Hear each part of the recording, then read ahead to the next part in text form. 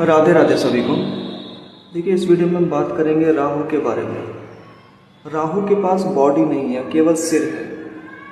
तो चालाकी बहुत है, दिमाग बहुत तेज है, लेकिन राहु के साथ प्रॉब्लम क्या है कि उसे चाहिए तो सब कुछ।